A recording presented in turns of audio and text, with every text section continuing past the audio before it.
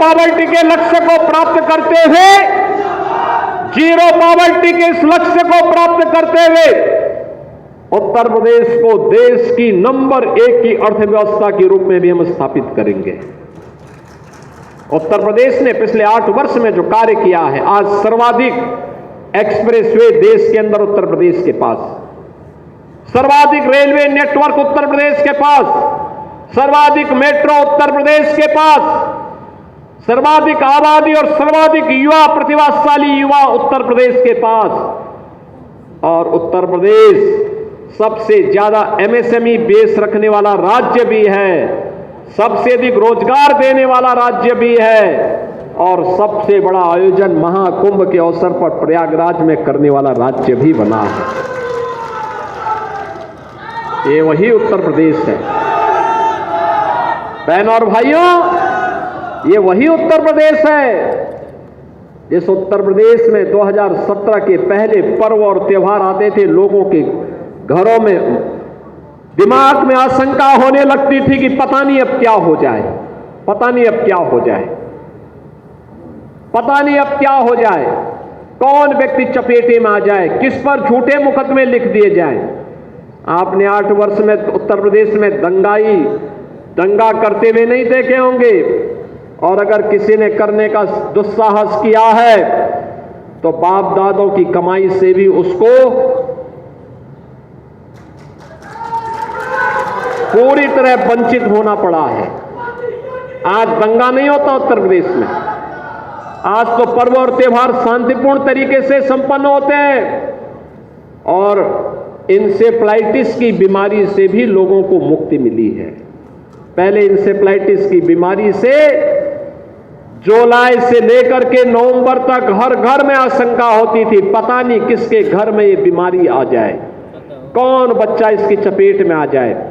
बहनों और भाइयों, ये डबल इंजन की सरकार की ताकत थी कि आज इंसेफ्लाइटिस पूरी तरह समाप्त हो चुकी है, पूरी तरह समाप्त हो चुकी है।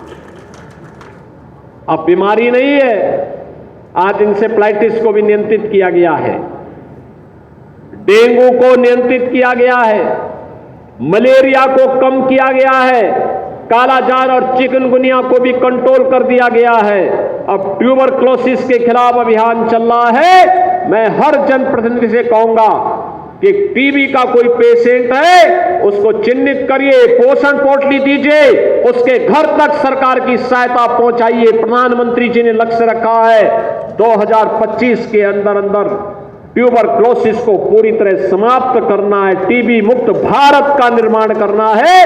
एक स्वस्थ समाज से सशक्त राष्ट्र का मार्ग विकसित होगा, और एक विकसित भारत के लिए हमें आगे बढ़ने के लिए इस दिशा में कदम बढ़ाना होगा।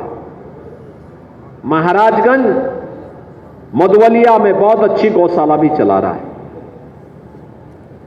इस गौशाला के संरक्षण के लिए भी आगे उसमें किस प्रकार के कार्यक्रम होने हैं, वहां के विधायक से प्रेम सागर पटेल जी आकर के बहुत बार लखनऊ में मेरे कार्यालय में धरना दिए, कहते हैं कि साहब वहां पे कुछ बनाइए।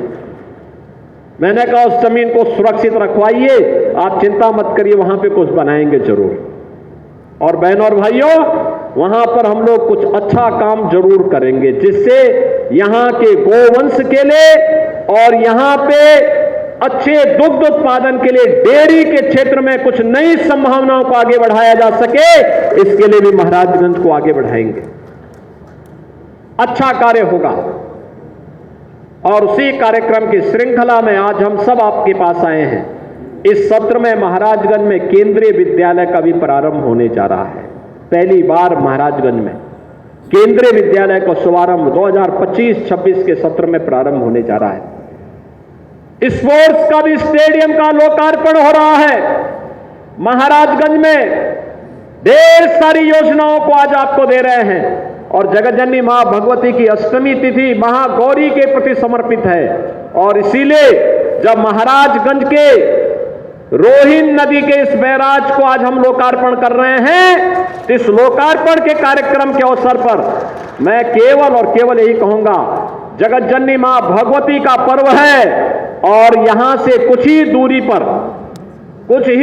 पर मां बनैया माता का मंदिर भी है। तो इस बैराज को भी हम मां बनैया माता के नाम पर ही जानेंगे। यहां पे बनना चाहिए मां बनैया माता की एक चित्र बैराज में बना करके, और बैराज में नाम भी लिखा जाना चाहिए, क्योंकि उनकी कृपा बनी रहेगी तो ये बैराज सुरक्षित रहेगा, संरक्षित रहेगा लंबे समय